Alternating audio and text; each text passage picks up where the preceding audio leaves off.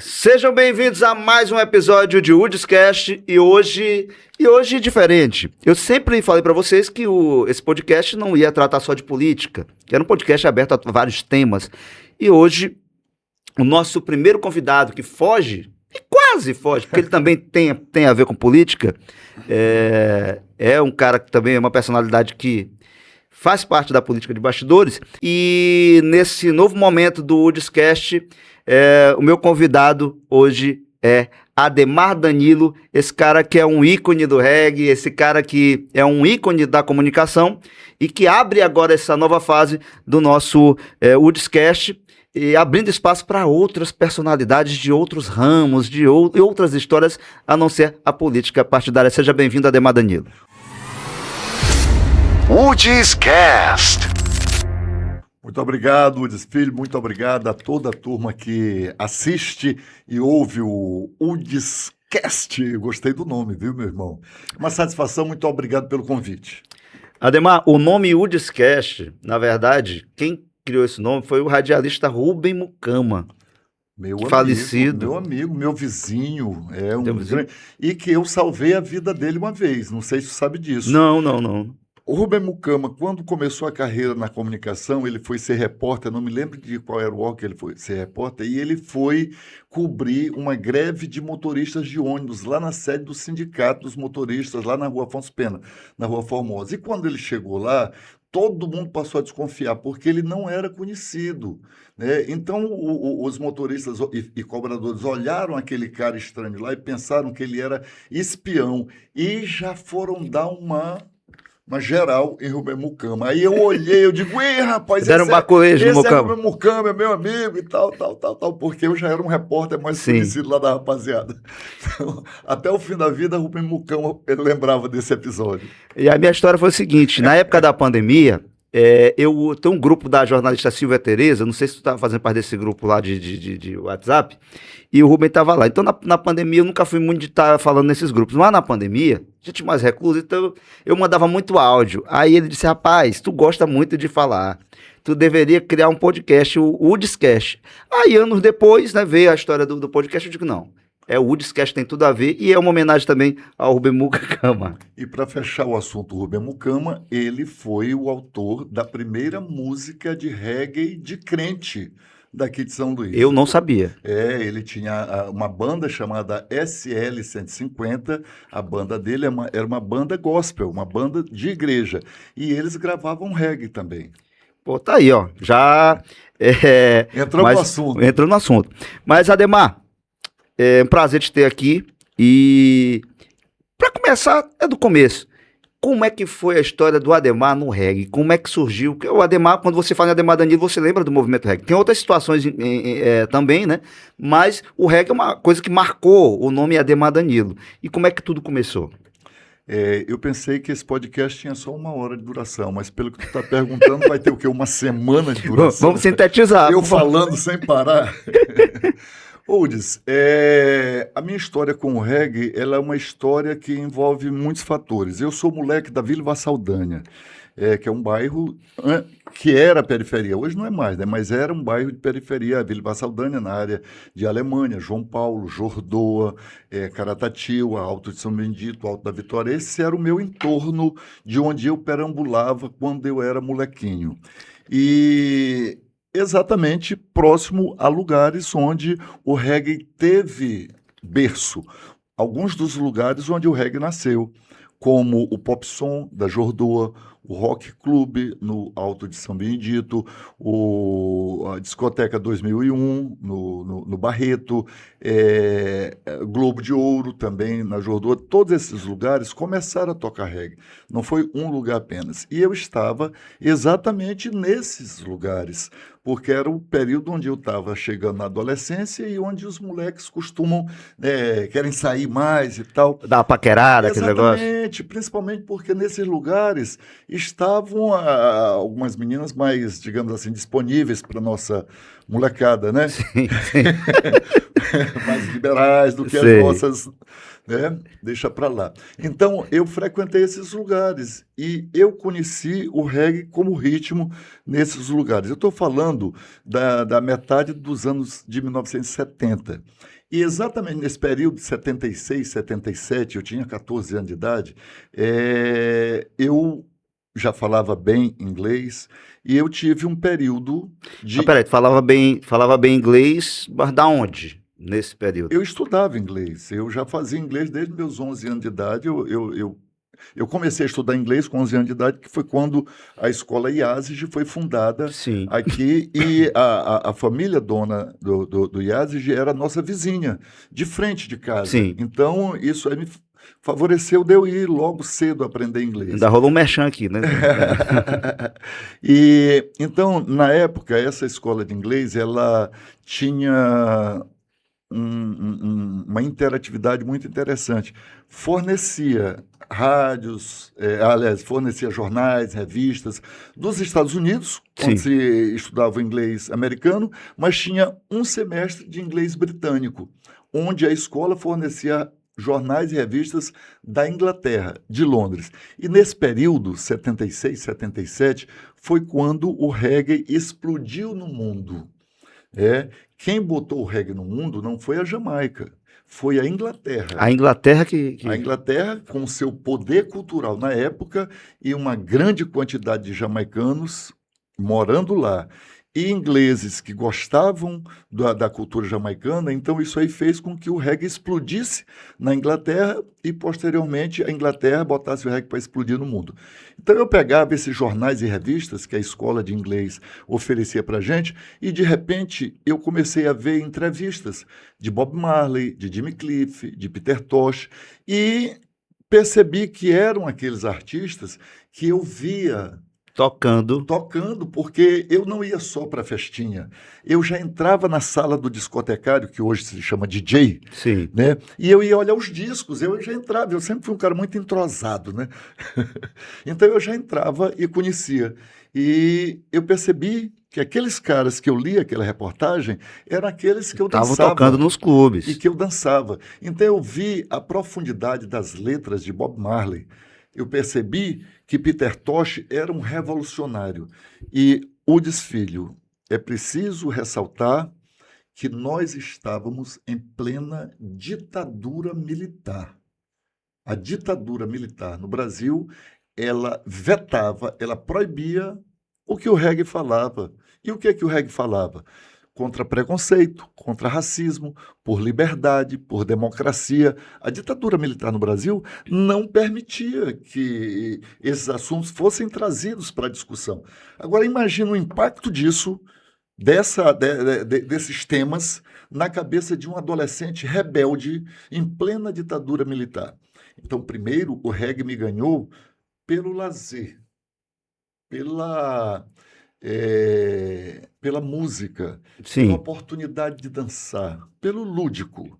E depois eu passei a ter o reggae pelo lado intelectual, da mensagem, de perceber que o reggae dizia coisas que aqueles que governavam a gente não queriam que nós soubéssemos.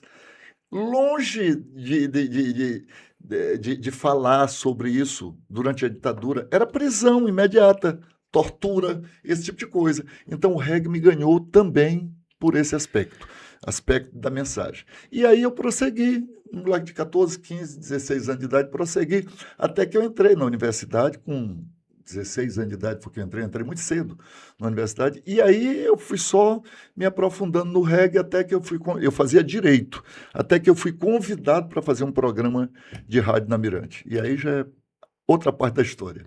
Eu achei interessante aqui você falando do discurso, né? Que o reggae já naquela época trazia, mas assim, só foi possível tu entender o que era, que não era só o ritmo, que não era só o lúdico, porque tu tinha conhecimento já do inglês. Então, assim, naquela época nem todo mundo teve acesso a essa informação que o reggae trazia. Era mais a questão lúdica, né? Essa questão política ficava ali, para quem não tinha conhecimento do inglês, ficava ali escondida, né, Ademar? Bob Marley tem uma música, Jimmy Cliff tem outra música, eles falam a mesma frase sobre o reggae.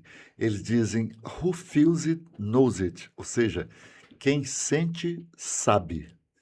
Então, nós sentíamos. A gente não tinha o conhecimento da mensagem, mas a gente sentia. E se a gente sentia, segundo Marley, a gente sabia. Né? Entendi. Mesmo sem saber, a gente sabia. Que sorte a nossa, Udes Filho, nossa maranhense, de termos escolhido inconscientemente uma música, um ritmo, que não é uma música qualquer, não é um ritmo qualquer. O reggae, ele é, na verdade, um veículo. Nós escolhemos como uma música favorita um veículo de mensagens de paz, amor, harmonia, mas também de luta. O reggae é uma música guerreira, é uma música guerrilheira, é uma música de mensagens, é uma música que combate racismo, discriminação, preconceitos e tudo mais. Então, nós demos muita sorte de termos escolhido essa música como uma das nossas favoritas. Ou talvez, quem sabe, foi o reggae que escolheu os maranhenses também, né? Agora, ó, outra coisa aqui interessante. Você está falando o reggae, a letra do reggae, o reggae ele tem uma ideologia, enfim, e tem essa luta contra o racismo, preconceito e discriminação. Mas no Maranhão, lá atrás, o reggae foi muito marginalizado, tido como música de Música de bandido, preto. de preto, É o preconceito, é o racismo. enfim. E com o passar do tempo, hoje tu vê todo mundo respeitando. Não, o reggae é cultura, o reggae é raiz, o reggae é movimento e tudo. Mas houve um tempo onde isso pesou muito até chegar onde chegou hoje. Hoje se respeita, o São Luís é a capital, né? Brasileira do reggae. Hoje nós temos um museu do reggae que você é diretor. Hoje várias pessoas, quando querem falar de cultura, querem buscar o reggae para fazer um documentário, para fazer aquilo. O reggae sempre é enaltecido, mas durante muito tempo, é o que eu falei aqui, foi uma música marginalizada, onde o público dessa música era criminalizado e a discriminação à solta. Esse tempo, Ademar, o que tu pode me falar, trazer pra gente sobre esse período? Porque a discriminação nunca acabou, o racismo nunca acabou e dificilmente vai acabar, mas eu falo em referência ao reggae nesse contexto maranhense. O reggae é vitorioso. Nós, do reggae, vencemos o preconceito, vencemos o racismo, vencemos as discriminações. E o Museu do Reggae é o maior retrato dessa vitória. Por quê? Porque o maior discriminador, o maior repressor do reggae ao longo da história foi o poder público, Estado e municípios. Todos os poderes públicos, eles discriminavam o reggae. O único agente público que o reggae tinha alguma conversa era o policial. O único funcionário público que o reggae tinha alguma conversa. O reggae tinha conversa, não. Eles procuravam o reggae para reprimir, para acabar com as festas, para discriminar, porque reggae é música de preto. E daí? Sim. Tá entendendo? Sim. Não é problema nenhum ser música de preto. E o reggae é música do povo negro. Então, o Museu do Reggae, ele é o exemplo dessa vitória contra o preconceito. Nós vencemos, mas não matamos o preconceito, não matamos o racismo, porque ele não morre. Nós temos de ficar com o pé em cima da cabeça dele o tempo todo. Todo tempo. Porque se tu tirares o pé de cima da cabeça do racismo, ele bota a cabeça de fora de novo e ele vai discriminar e ele vai agir da maneira que age, da maneira odiosa, que é alguém discriminar alguém por conta de cor de pele, por conta de sexo, por conta, né, de qualquer diferença que possa haver. Então, o reggae venceu e é vitorioso. Essa é a grande mensagem que eu acho que o reggae do Maranhão dá. O reggae que era discriminado, era considerada música de marginais, né? Porque isso era a manifestação pura do racismo. Sim. Porque uma música do povo negro era tida como música de marginal porque associavam as pessoas negras a marginais. E o reggae, ele é resistência. E essa resistência vitoriosa fez com que a música de preto fosse transformada em música para todos. Música do povo negro para todos os povos. É isso que é o reggae. E aqui no Maranhão, em São Luís e no Maranhão, o reggae se tornou uma identidade do nosso povo. E o reggae está presente em todos os segmentos da sociedade, todos os segmentos econômicos, todas as faixas etárias. Todo mundo tem reggae, todo mundo curte o reggae.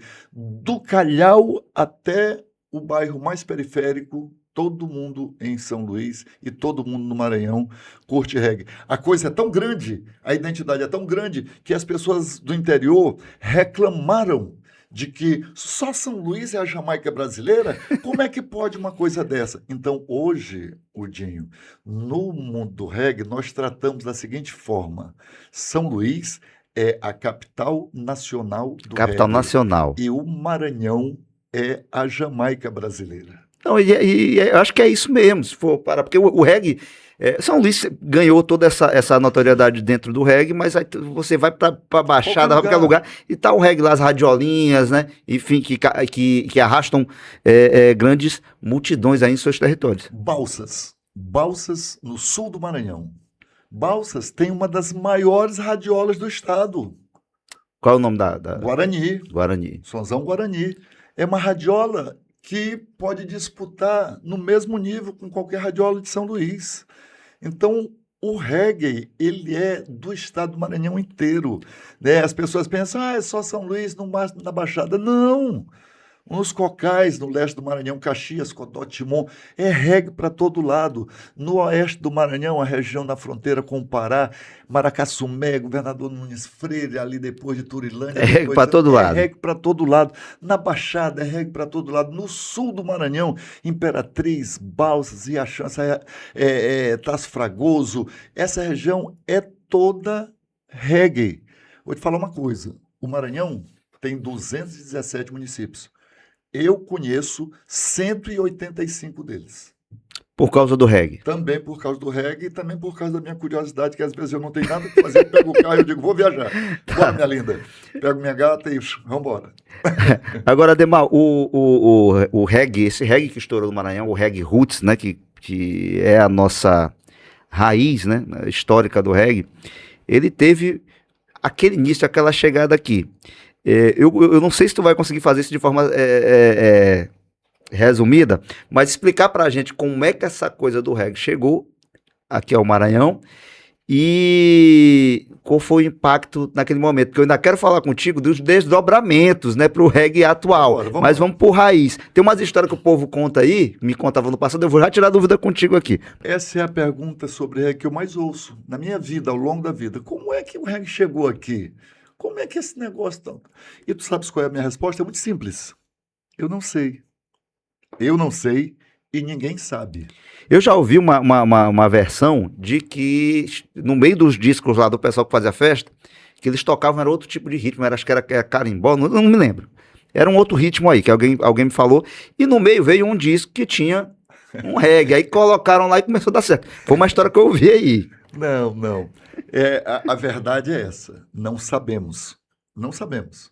Ninguém sabe quem, quando, de onde, por quê trouxe o reggae para cá. Não sabemos. O que nós sabemos é que o reggae chegou.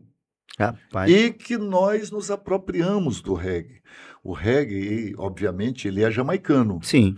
Mas o reggae também é maranhense, porque nós nos apropriamos daquele ritmo e criamos uma cultura própria em cima dele. O maranhense não importou a cultura da Jamaica, absolutamente. Sim. Nós nos apropriamos de um ritmo que a Jamaica criou e não nos apropriamos dele por inteiro. Nos apropriamos de uma faixa de tempo onde eu posso identificar o reggae produzido entre 1973 a 1981. Essa faixa de tempo é a faixa que nós nos apropriamos e desenvolvemos uma cultura própria em cima disso.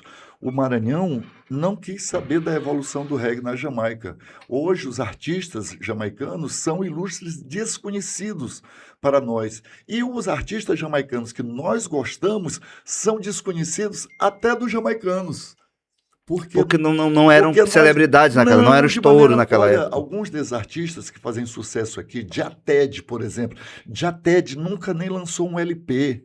um álbum inteiro, porque ele não gravou músicas suficientes para um LP. Ele gravou 3, 4, 5, 6 músicas só, compactos, simples.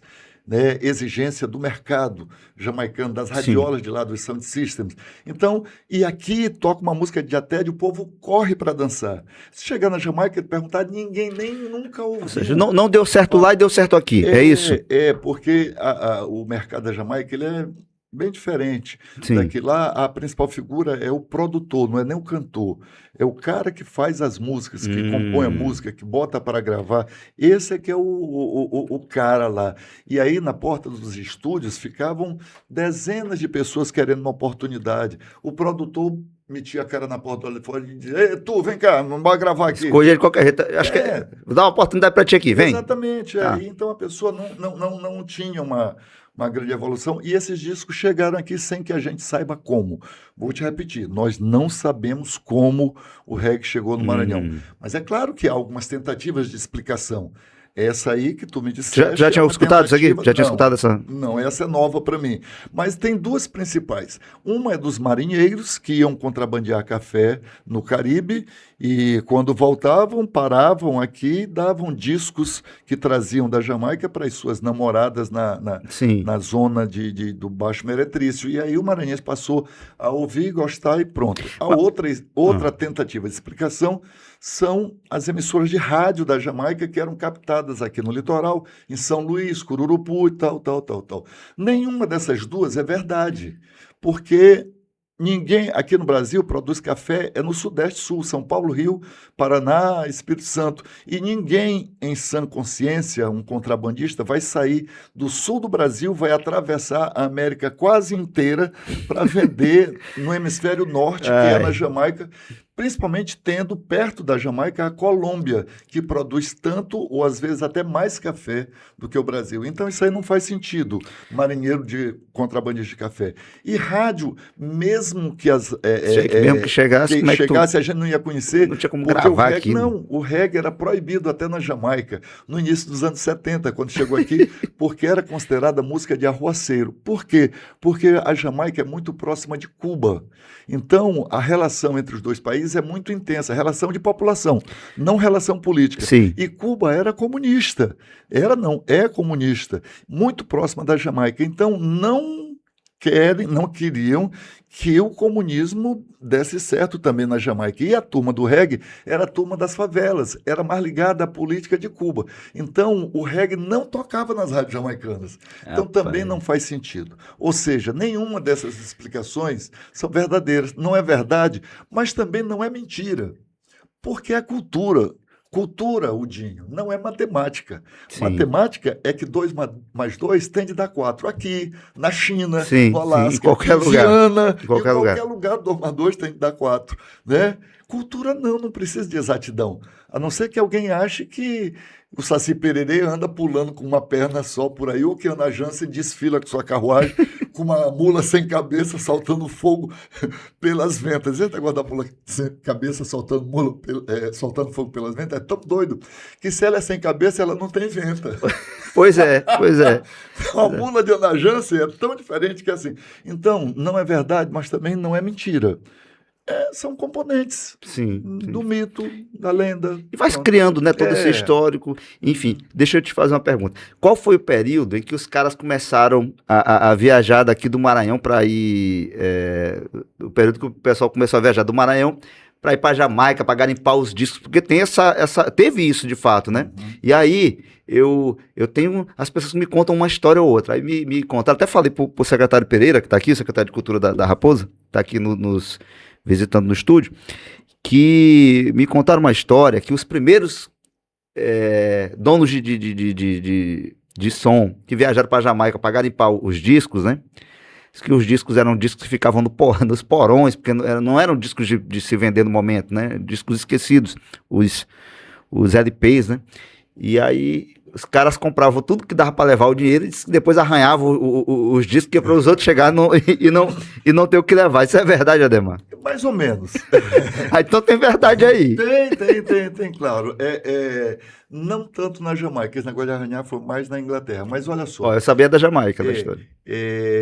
O maranhense começou a ir atrás de reggae na Jamaica em 1990. Mas antes disso, quem abriu esse caminho foi um jogador de futebol chamado Enes Motoca. Enes Motoca foi um jogador de futebol maranhense que jogou no Santos, jovem, né? Foi inclusive um dos artilheiros do Santos, muito antes de Kleber Pereira, Sim. nos anos 80 ainda. E Enes Motoca foi provavelmente o primeiro maranhense a ir jogar na Bélgica. Antecedeu Oliver Hart, os chamados marabelgas, Isaías e tal. Então, Enes Motoca foi o primeiro a ir jogar na Bélgica, daqui do Maranhão. Então, ele passou a ter, porque na Bélgica tem muito reggae, e aí ele passou a ir para a Inglaterra, que é onde se encontra mais reggae, do jeito que nós gostamos, mais do que na Jamaica, na Inglaterra, em Londres. E aí ele passou, nas férias, ele vinha para cá, ele trazia disco, ele passou a vender discos, né, importados para a rapaziada daqui. E aí Enes abriu esse caminho, as pessoas viram que era possível ir comprar, porque os discos importados passaram a existir aqui no reggae com uma loja no Rio de Janeiro chamada Modern Sound, na Rua Barata Ribeiro, lá em Copacabana. Então, primeiro o pessoal começou a ir para lá. Exatamente. Modern Sound. Era uma importadora, se passou a comprar disco lá. Mas era meio complicado e tal, então se passou a viajar para fora depois de Enes Motoca. Então, em 90, foi a primeira leva. Eu fui da segunda leva de maranhense que foi para a Jamaica. Agora, Ademar, então era um negócio que faturava, que dava para faturar, porque para o cara sair daqui, o dono de aparelhagem, não sei se eram os DJs ou eram os donos de radiolas. Normalmente eram os donos, e havia um grupo, né, que não era dono de radiola, que foram os dois maiores, três, digamos assim, maiores traficantes de disco, digamos assim. Rapaz, teve até isso. Chico do Reggae, Dred Sandro e o saudoso Júnior Black. Esses três viajaram dezenas de vezes. Também Knifeson, mas Knifeson viajou muito para ele também e vendia também, né? Esses aí viajaram dezenas de vezes para a Jamaica.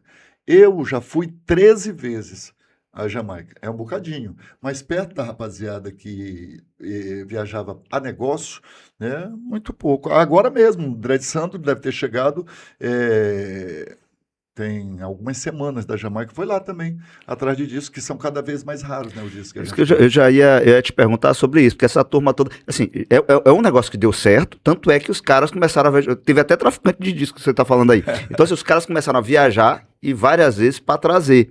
Aí eu já ia te perguntar, ainda tem alguma coisa para garimpar na Jamaica ou na Inglaterra, enfim? Tem, mas não é tão relevante assim, porque as radiolas não usam mais o reggae que a gente gosta. Aquele lá, o Roots Raiz. Então, hoje, esses discos são para colecionadores, que são muitos.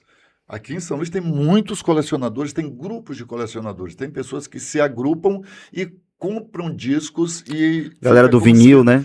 A turma do vinil, fica sendo uma propriedade comum desse grupo. Então, os colecionadores se interessam muito. Mas hoje, o Cruz, com a internet, é cada vez mais fácil tu encontrares as músicas, mesmo aquela música raríssima. Dá uma pesquisada, né? Então, o disco de vinil hoje é para colecionador, porque o cara da radiola, ele quer a música, ele não quer o disco.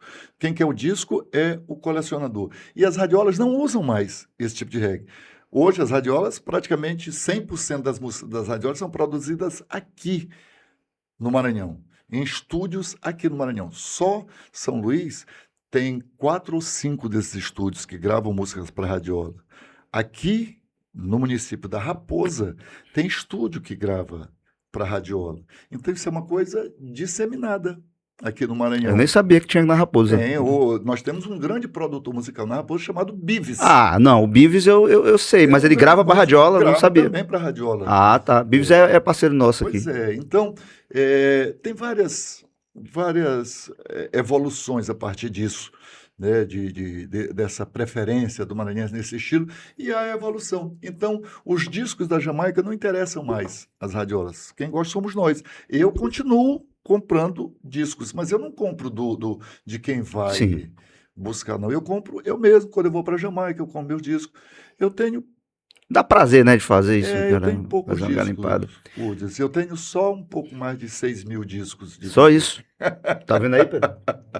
Isso, quantas viagens? 13 viagens da 13 viagens. Jamaica. Só esse ano eu Rapaz. fui 2 vezes. Eu me lembro de uma coisa aqui, que a minha irmã, a Jússi, né?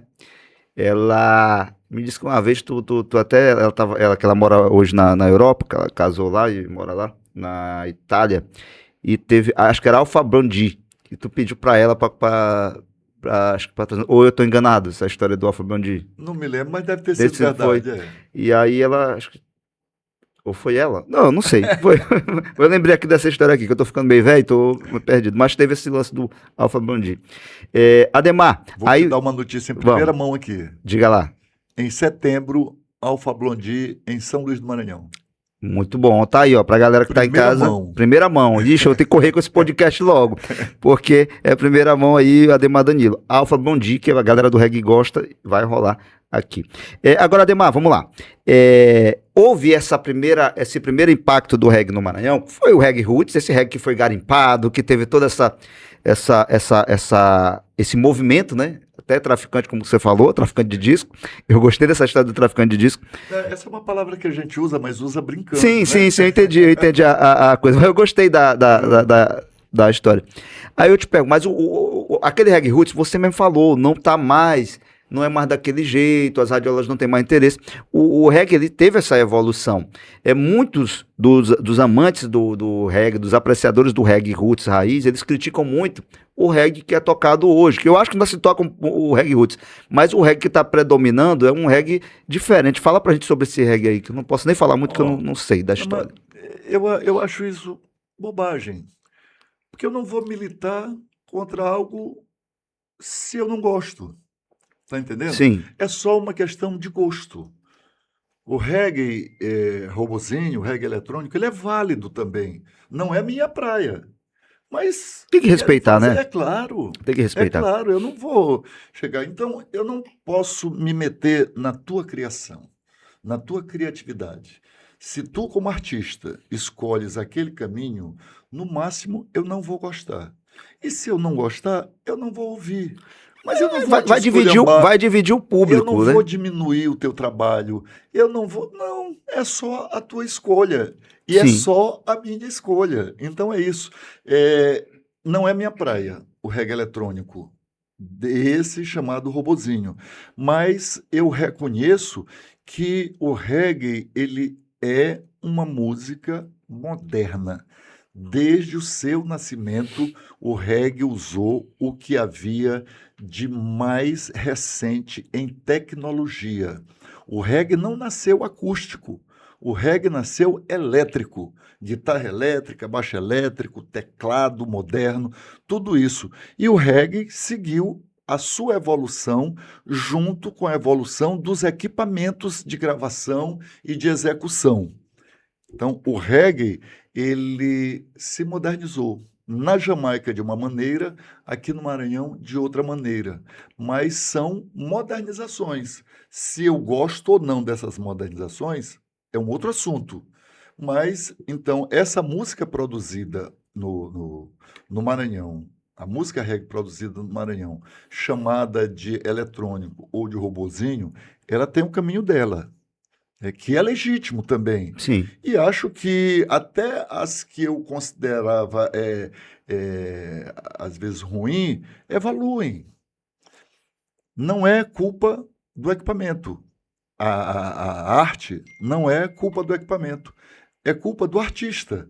Então, se o artista souber mexer no computador bem, ele vai fazer uma música boa. Um bom trabalho, né? Ele vai fazer, um bom claro, trabalho. eu não tenho problema quanto aos instrumentos tocados pelo reggae. A minha questão é, eu gosto ou eu não gosto? Se não gosta, você vai limitando. Ó, já não vou ouvir isso aqui, já não vou para esse lugar porque toca assim, e cada um segue sua vida, Mas né? uma questão Pessoal. minha. Sim. Ademar, vamos entrar na política aqui. O Ademar Danilo, gente, para quem não sabe, foi o primeiro vereador de São Luís, eu não posso dizer que eleito pelo movimento reggae, mas que teve uma representação muito forte dentro do movimento reggae. Então, quando você fala, depois vieram outros e tudo, mas o Adhemar, até onde eu sei, foi o primeiro. Adhemar, como foi esse lance da política? Como foi um cara comunicador, um cara do movimento reggae, e eu sei que você já fazia alguma militância política, mas entrar na Câmara, esse momento do vereador Adhemar Danilo. O reggae foi essencial para a minha eleição. Eu fui vereador de 92 a 96. E o reggae foi essencial para que eu fosse eleito, claro, sem dúvida alguma. E também é claro que há outros fatores, houve outros fatores que redundaram na minha eleição, como, por exemplo, não basta ser do reggae. O regueiro tem de perceber que tu tem compromisso político, Sim. algum compromisso. Então, não é só porque eu gosto da mesma música que tu que eu vou votar em ti. Obviamente. Então, o reggae me elegeu, mas me elegeu porque eu sempre tive militância sociocultural. Eu fui presidente de diretório na universidade, eu sou do movimento estudantil, eu fiz história, eu participei da greve da minha passagem, eu ainda nem tinha entrado na universidade. Eu fazia 3º ano científico, mas eu estava na liderança secundarista do movimento estudantil e participei ativamente da greve da minha passagem em 1979. Eu combati a ditadura militar. No ano que eu nasci, viu? É? No ano que eu nasci, 79. Né? E eu combati a ditadura militar de frente, eu novinho, molequinho, mas combatendo. Eu fui o locutor da campanha das Diretas Já, em 1984. Eu que levantei a mão de Lula, de Brizola, de Ulisses Guimarães, de Teotônio Vilela, de todas essas pessoas que fazem, de Tancredo Neves, de todas essas pessoas que participaram da luta final contra a ditadura e da instauração da democracia no Brasil. Então, eu tinha essa referência política, as pessoas sabiam da minha referência da militância. E dentro do reggae, eu fiz essa militância evoluir no sentido de que eu que comecei a explicar para o regueiro o que era aquilo que ele gostava. Inconscientemente, o reggae amado pelo maranhense, eu que passei a esclarecer o maranhense, o regueiro do Maranhão, o que aquela música representava, falava, né? Qual era a mensagem daquela música. Então, o regueiro sabia que eu não era um aventureiro na política. Então, eu fui eleito com o reggae, com o movimento estudantil, com os setores de esquerda do Maranhão, que me reconhecem como um dos desse mesmo campo. Agora, é interessante, ó, todo esse teu histórico de militância, né, do estudantil, enfim, mas o reggae te levou para a política, porque a mensagem do reggae era aquele reggae. O reggae te levou para isso ou não? Não, de forma alguma. Quando eu estava no reggae, eu já tinha militância. Já tinha? Olha só, tanto que o que me atraiu intelectualmente pelo reggae foi a mensagem política do reggae. Sim. Mas mas tu já tinha consciência política, tá, entendi. Né? Graças a Deus, eu venho de uma família liberal, uma família democrática. A minha tia-mãe, ela participou de congresso da UNE, congresso estudantil nos anos 60, durante a ditadura militar, né? Então eu fui educado ouvindo a boa MPB, eu fui educado ouvindo Chico Buarque, ouvindo o Geraldo Vandré, os cantores de protesto do Brasil. Então eu tinha essa noção de que nós, mesmo novinho, eu tinha noção de que nós estávamos sob uma ditadura. Porque essa era uma conversa de dentro da minha família. Que a minha família sabia. O teu ambiente já era um ambiente de discussão política social. Então, eu sou de uma... Minha tia-mãe, enfermeira, professora da universidade, mamãe enfermeira, meu pai bancário, né? Então, pessoas que tinham clareza da situação do Brasil na época. E o meu avô, que era um cara do interior, assim, mas dotado de uma percepção fundamental, assim, fenomenal. Sim. Mesmo nunca tendo tido nenhuma discussão política e tal, mas ele tinha clareza social, ele tinha clareza da necessidade de combater a injustiça. Né? Então, eu sempre digo com muito orgulho que eu sou neto de Mundiquim Tiracoro. Tiracoro, né? Maranhão, meu avô. Ele tirava couro de quem, senhor? Nunca me disseram. Mas assim... Eu acho que é porque ele era comerciante, eu imagino, né? Tirava o couro... tá. Eu já fiquei preocupado aqui. Agora, Adhemar, então assim, a tua consciência política foi de berço mesmo, né? Dentro de casa. Sim. E o reggae, ele veio para somar com isso. Mas assim, dentro da experiência... Eu me interessei por essas mensagens do reggae exatamente porque tu já tinha essa noção. consciência política que era berço familiar.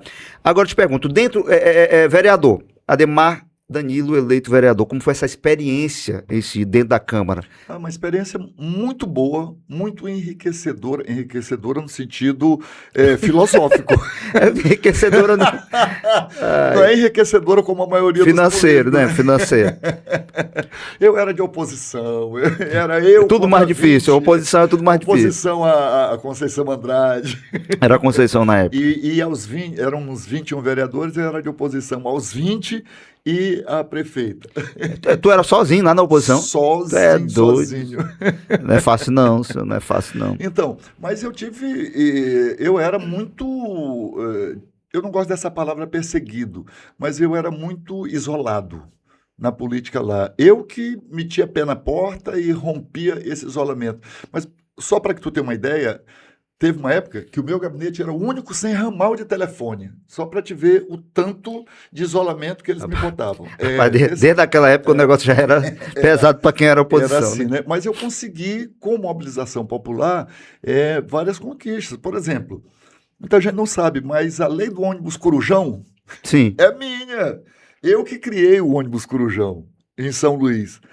Isso foi um grande favorecimento para regueiro e para trabalhadores noturnos, garçons, vigias, pessoas que trabalham durante a noite, que tiveram o transporte garantido. Tu quer ver uma outra lei que eu quero ver, eu quero saber de tudo, vamos lá. A porta de segurança dos bancos. Aquela porta que a gente entra, que tem o detector de metal. Sim, que aí trava ali se tiver o metal. Se tu fores em outras cidades, não tem. Aqui não tem. Na cidade da Raposa não tem. Não. Não tem. Porque não tem agência bancária aqui, mas tem um posto da Temper, aqui do Bradesco. Mas não tem. Mas é caixa aqui lá. Tem várias capitais que não tem. Que tem agência bancária mesmo, mas não tem. Não sabia disso, não. Então, aqui foi uma lei minha em parceria com os sindicatos bancários. Então, isso daí Olha. Eu tive várias conquistas, mas conquistas na base da pé na porta. Bora abrir isso aqui, pá. Ajudei a criar bairros. Nós estamos na cidade da Raposa, Sim. onde fica o Udiscast. Udiscast. Então, aqui mesmo nessa estrada, que vai virar Avenida dos Holandeses, tem um bairro, Brisa do Mar, entre Divinéia e Soimar, que eu que criei aquele bairro ali. Sim. Eu que fiz o levantamento documental do terreno, né, e vi que era possível que ali fosse criado um bairro para favorecer o movimento de moradia. Sim. Na Vila Cascavel, lá no São Raimundo. Vila Cascavel. Eu tive uma choperia lá no São Raimundo, você tá doido. Tem uma rua Adhemar Danilo. Eu tenho um CEP, Udinho. É mesmo da rua Adhemar Danilo. Que eu pedi para tirar, por conta desse negócio da lei, né? Sim. Mas eles disseram que não tiravam, porque eu ajudei a criar aquele bairro. Lá na Vila Embratel existe o Residencial Paraíso. Vila Embratel. O Residencial Paraíso se chamava Vila Adhemar Danilo. Eu que pedi para tirar, e eles tiraram. Por causa da minha contribuição com o movimento político. Eu não ia pedir para tirar nada, se fosse eu. Mas eu sou besta assim mesmo. Não, tem que deixar. A gente tem que ser homenageado. A gente tem que ser homenageado e reconhecido em vida. Esse negócio agora, de depois de morrer eu não acho legal, não. Há 2 semanas eu fui homenageado pelo movimento de moradia do Maranhão. Legal. Lá em Pasto Lumiar fizeram um grande evento e tal, e eu fui um dos homenageados nisso pela minha contribuição à luta da moradia. Esses exemplos que eu te dei são exemplos onde eu estive à frente, mas eu participei também de criação de outros bairros. Como eu era bem mais novo, eu não estava à frente, mas eu estava junto, como João de Deus, o bairro de João de Deus, e eu participei da criação dali.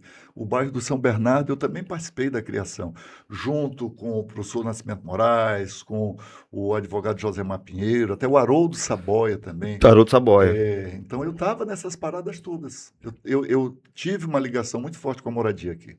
Então não foi, o Adhemar não foi um vereador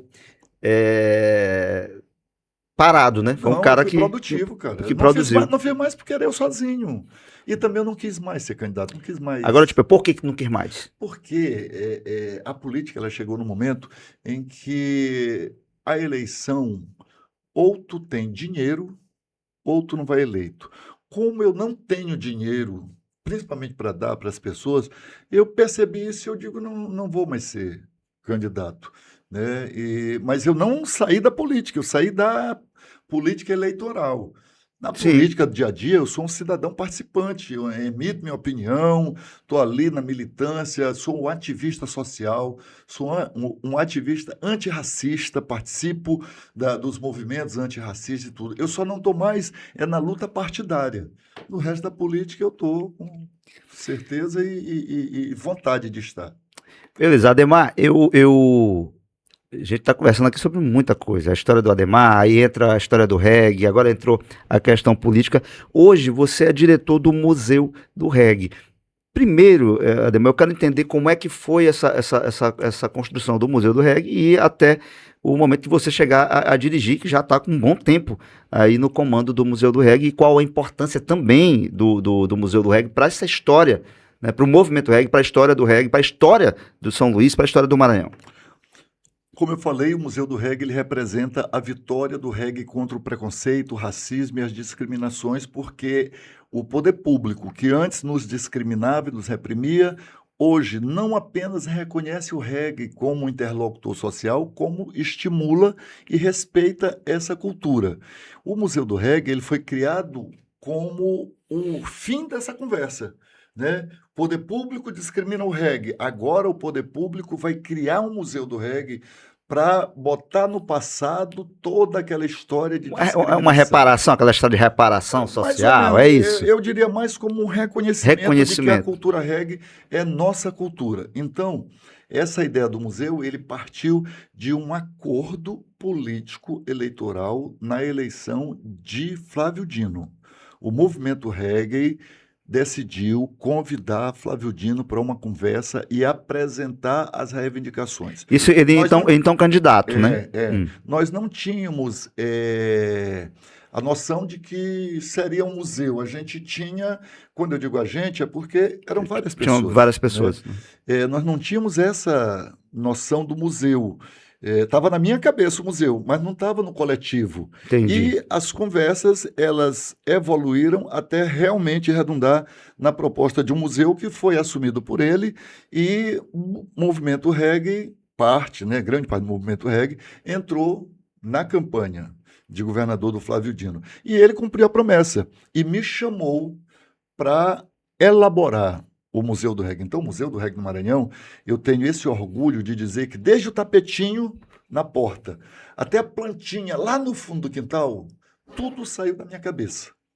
Claro que com colaboração e ajuda Sim, de várias pessoas, e entre elas, e principalmente, eu posso citar a Alessandra Vieira, que hoje trabalha também no museu, o Dredd Sandro e o Chico do Reggae e o Júnior Black.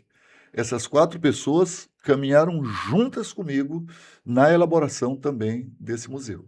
Então, o museu, ele nasce de um compromisso de campanha, ele é efetivado e ele se transforma na casa de cultura mais visitada da história do Maranhão.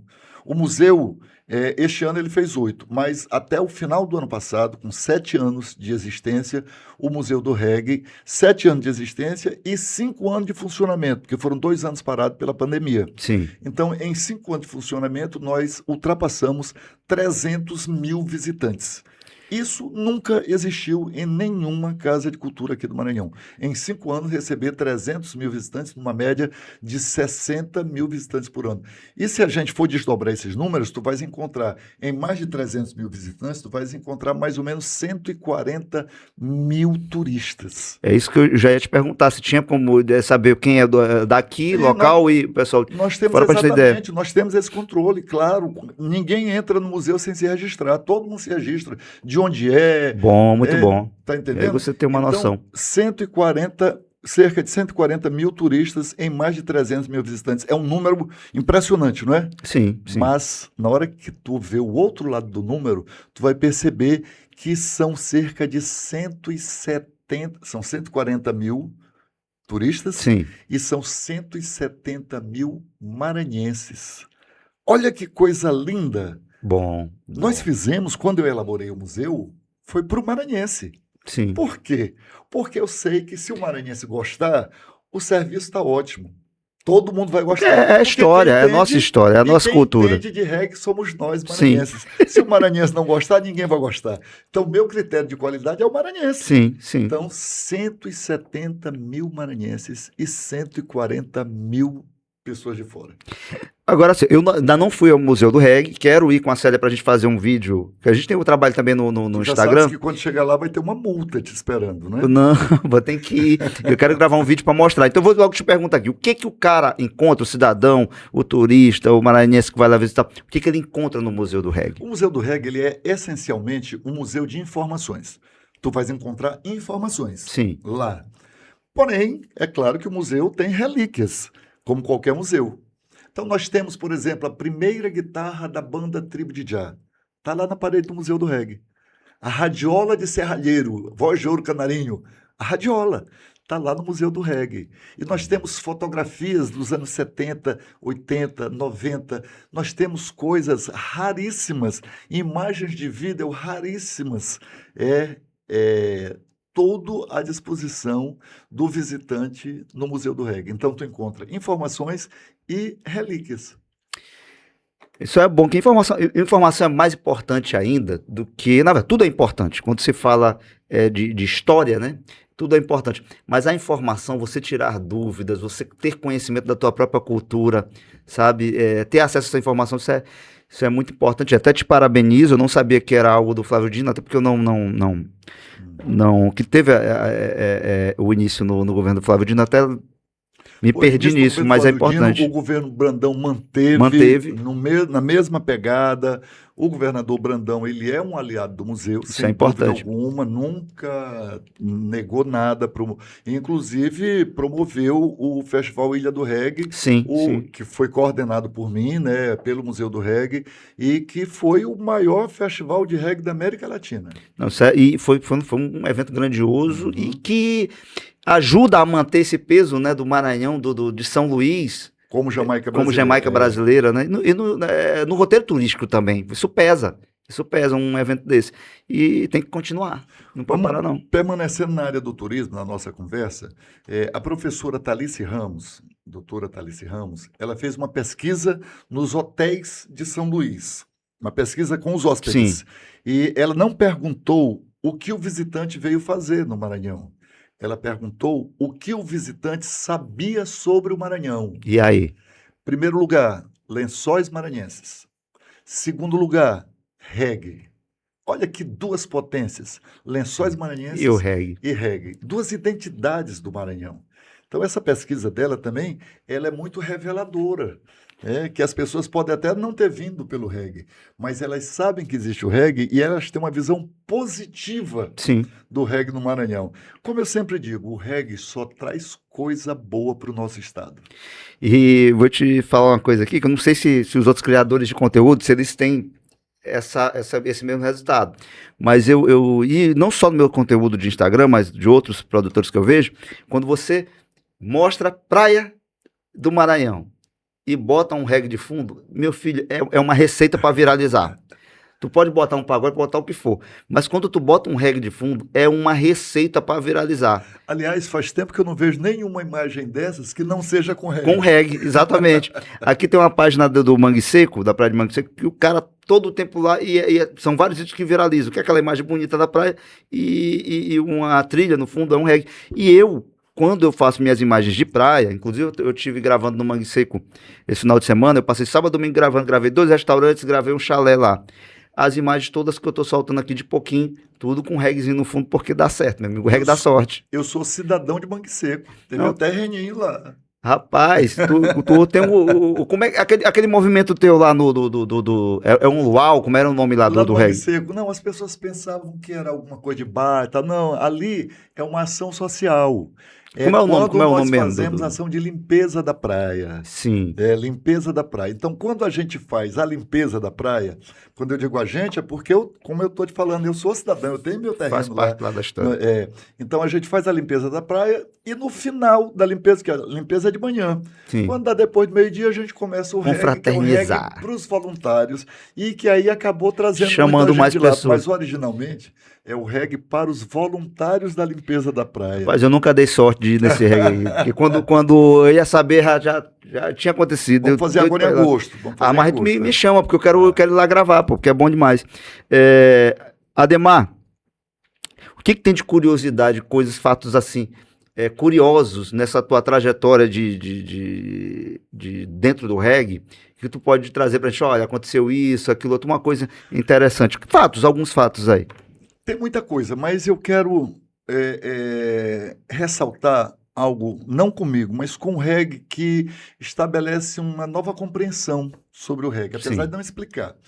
Grande parte dos nossos ancestrais, o desfile teus, meus, de Sim. todos os maranhenses, grande parte dos nossos ancestrais foram trazidos à força, sequestrados na África, trazidos à força, escravizados, a partir de um porto onde hoje é o porto de São João, o Forte de São João del Mina, onde hoje é o país Gana, lá na África, na Costa do Ouro, tinha esse Forte de São João del Mina. Então essas pessoas que eram capturadas, elas tinham a sua nacionalidade, eram Jejes, eram Nagôs, eram Fante, Axantes, Fons, Yorubás, eram nações. Sim. Quando essas pessoas eram capturadas para serem embarcadas à força, trazidas nos porões dos navios para cá, elas perdiam a dignidade. Claro, quem é escravizado perde sua dignidade. E Sim. dentro do pacote da perda da dignidade estava a perda da nacionalidade.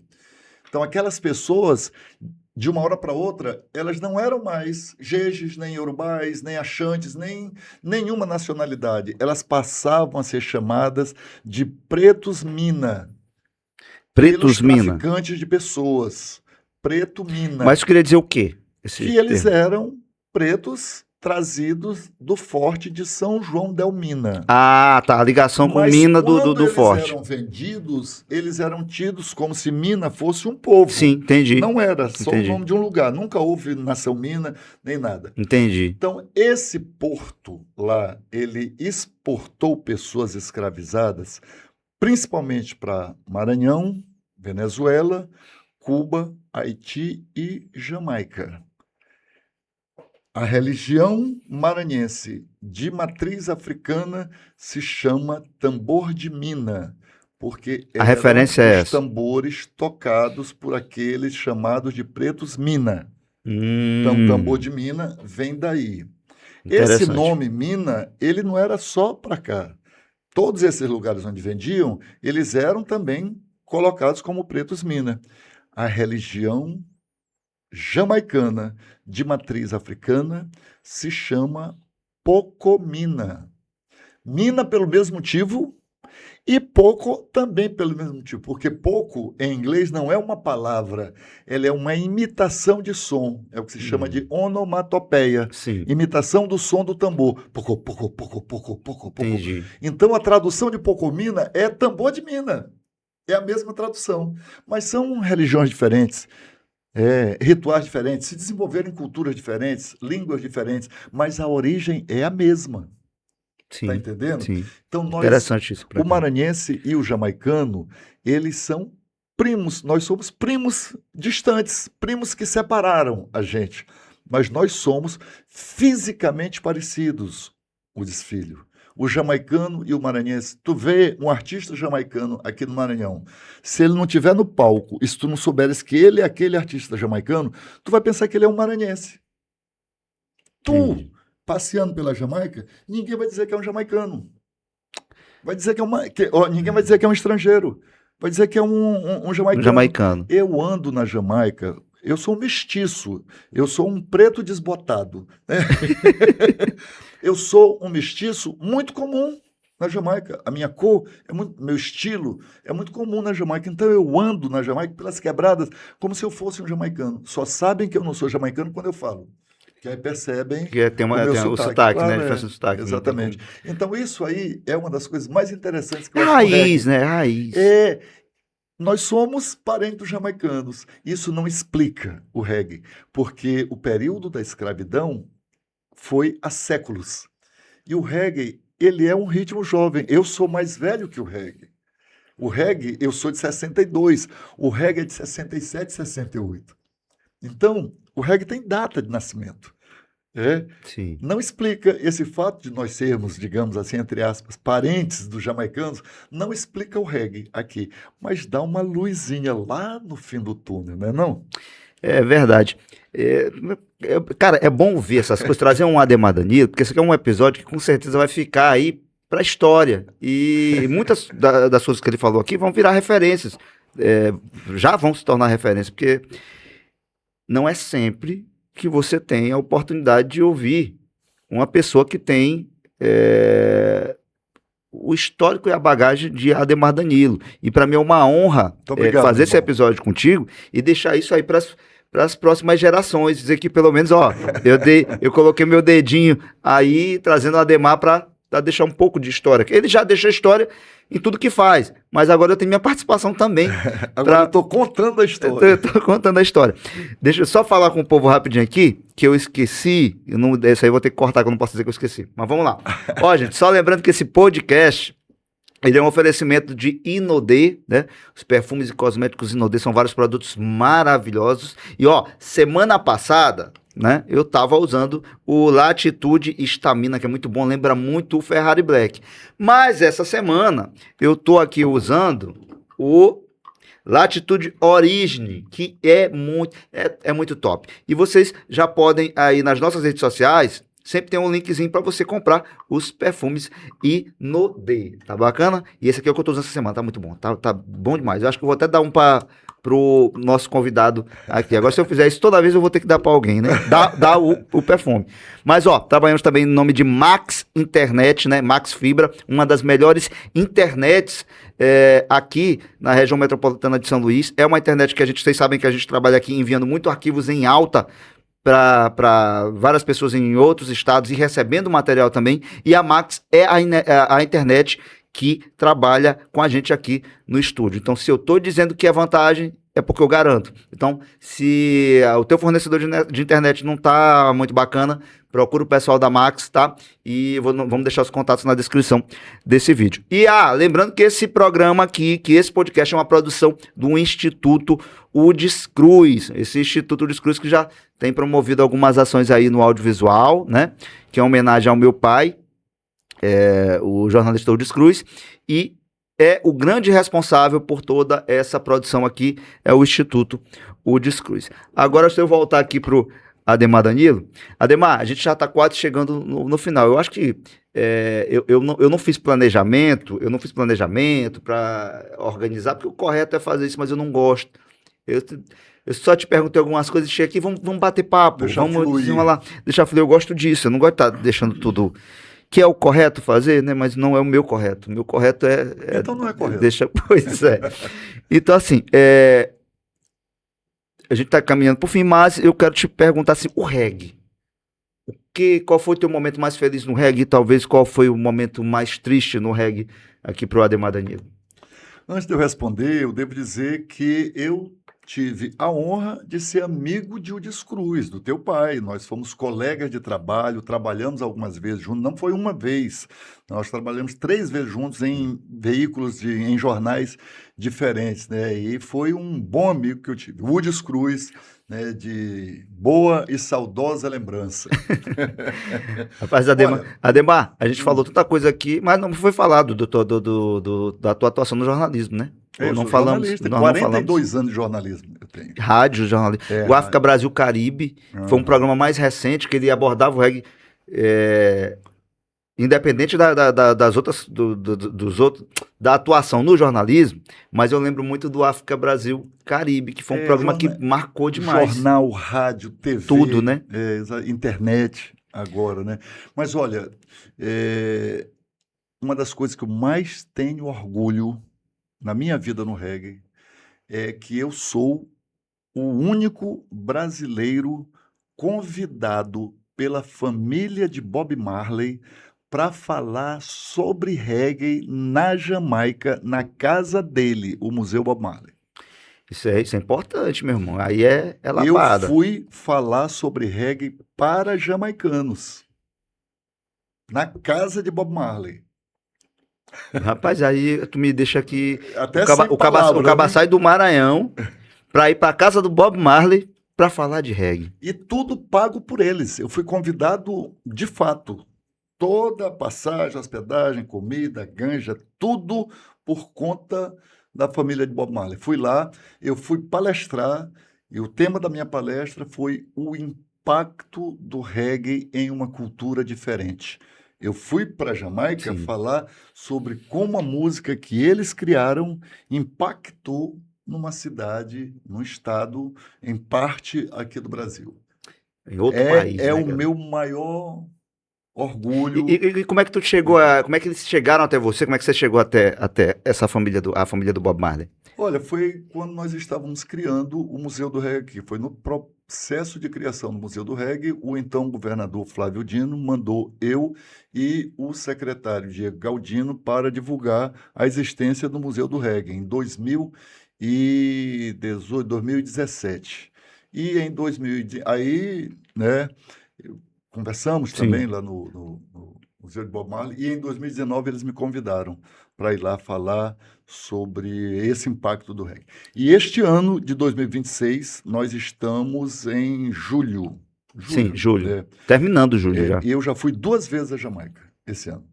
Uma vez em janeiro eu fui de férias, e em fevereiro eu voltei para dar uma palestra como convidado da Embaixada Brasileira na Jamaica e contratado pelo Instituto Guimarães Rosa, que é o Instituto Cultural do Ministério das Relações Exteriores do Brasil, do Itamaraty. É quem faz a promoção do Brasil em outros países, é o Instituto Guimarães Rosa. E a convite da Embaixada do Brasil e contratado pelo Instituto Guimarães Rosa, eu fui em fevereiro dar uma palestra na Universidade da Jamaica, na Universidade West Indians, lá na Jamaica. Ficou uma palestra sensacional, onde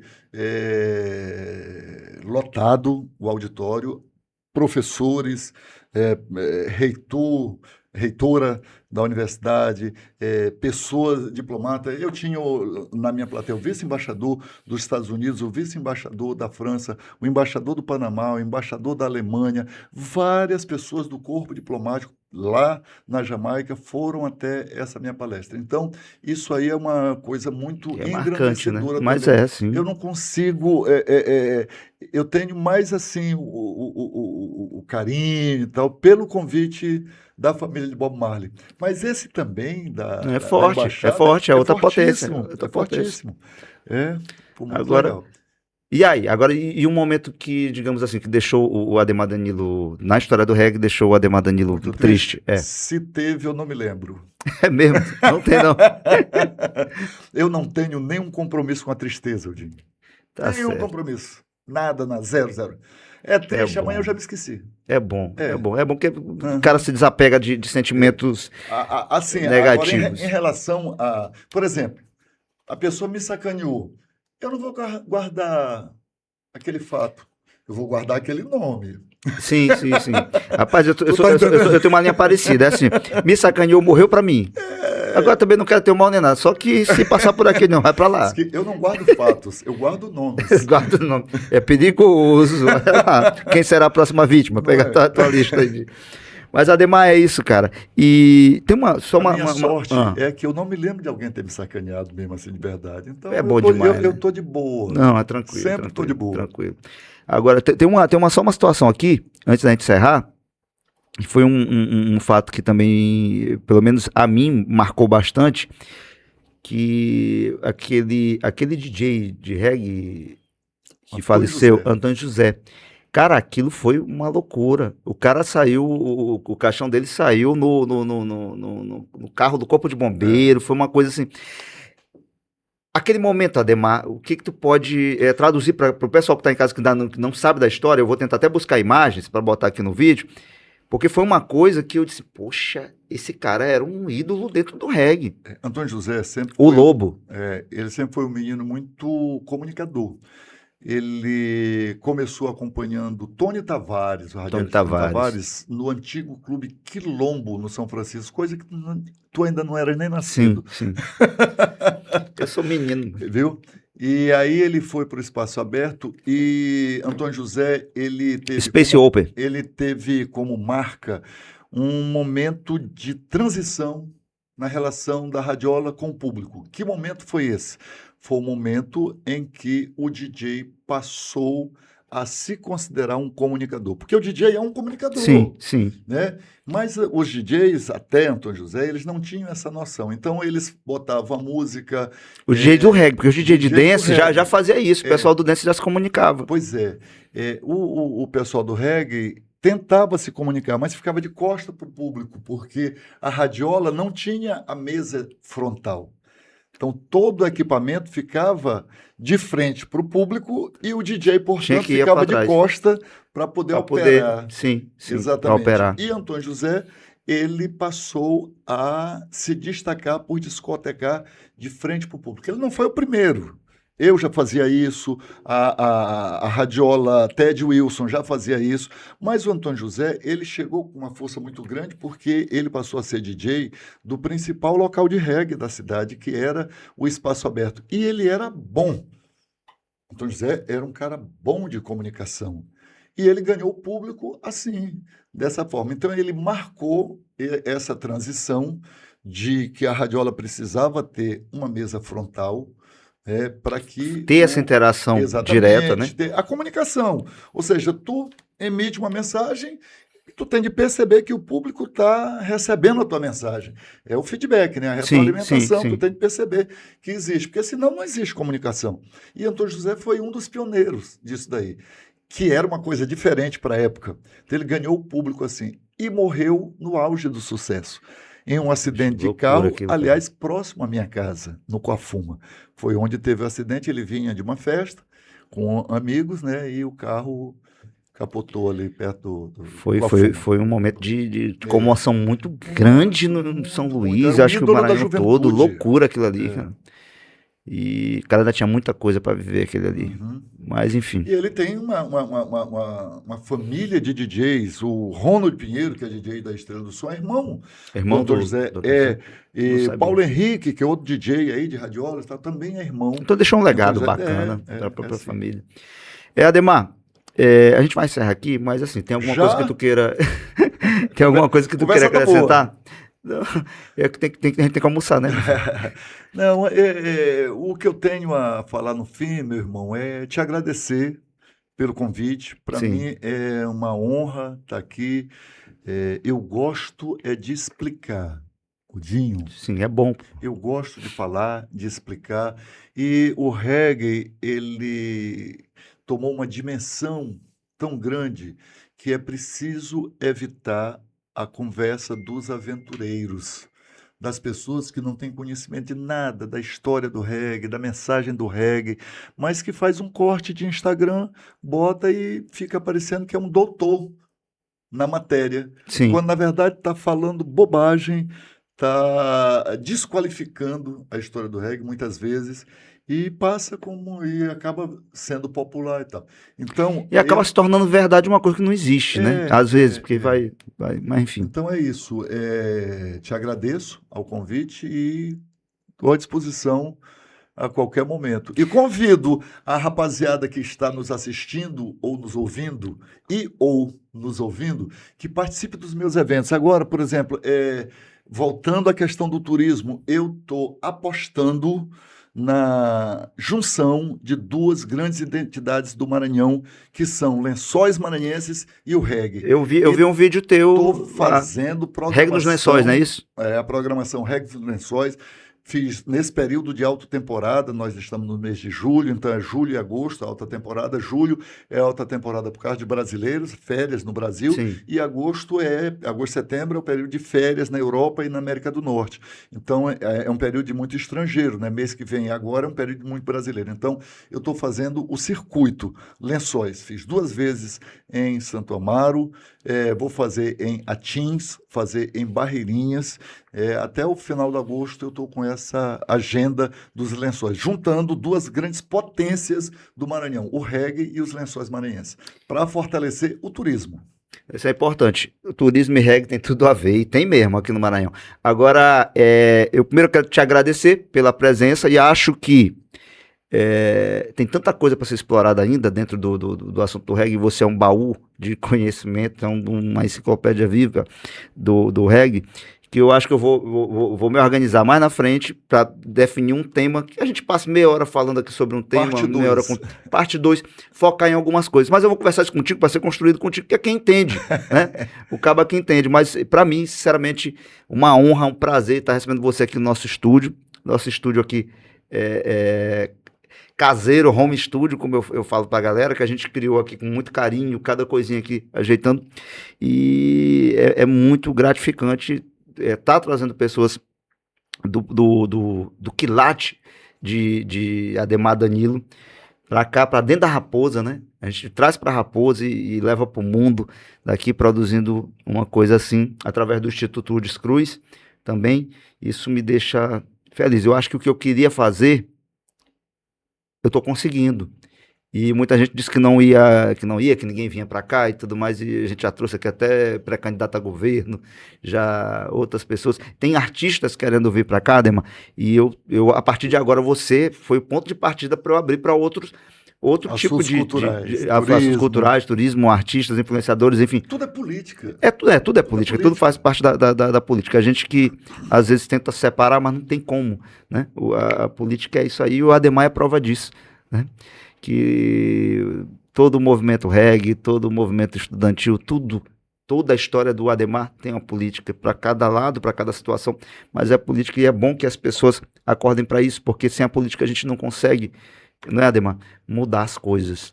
Exatamente. Brecht já dizia, né? O analfabeto político é a pior espécie de gente que existe, que é a pessoa que não percebe que o preço do pão, que se existe escola, se existe ônibus, se existe proteção à criança, tudo é por conta da política.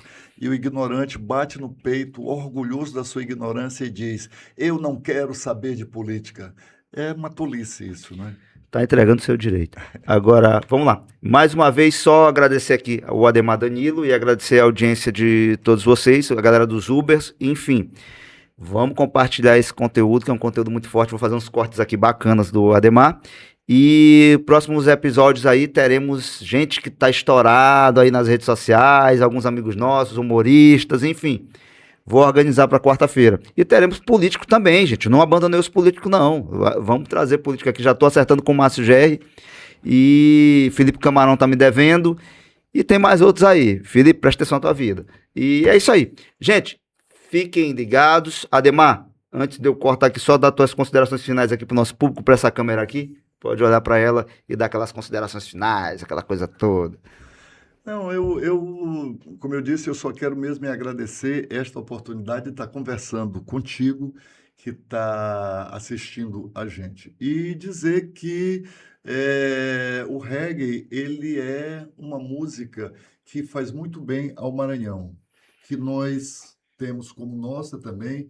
Nós desenvolvemos uma cultura reggae. O reggae tem impacto na nossa maneira de falar, na nossa maneira de vestir, principalmente na nossa maneira de dançar, que o maranhense inventou uma maneira só nossa de dançar o reggae e que atrai bastante gente para cá. Atraindo gente para cá, atraindo para o turismo, a gente vai ver o impacto do reggae na economia, a cadeia produtiva do reggae, que é isso que interessa, né? É o Sim. dinheirinho no bolso, é a comida na mesa, é o que o reggae vai fazer para essas famílias, milhares de famílias do Maranhão que se sustentam a partir de atividade de reggae, não apenas na festa, na luz, na radiola, no show, na banda, no DJ, não, mas também nos demais integrantes dessa cadeia produtiva, moda reggae, a roupa, acessório, o artesanato e o desfile, principalmente o transismo.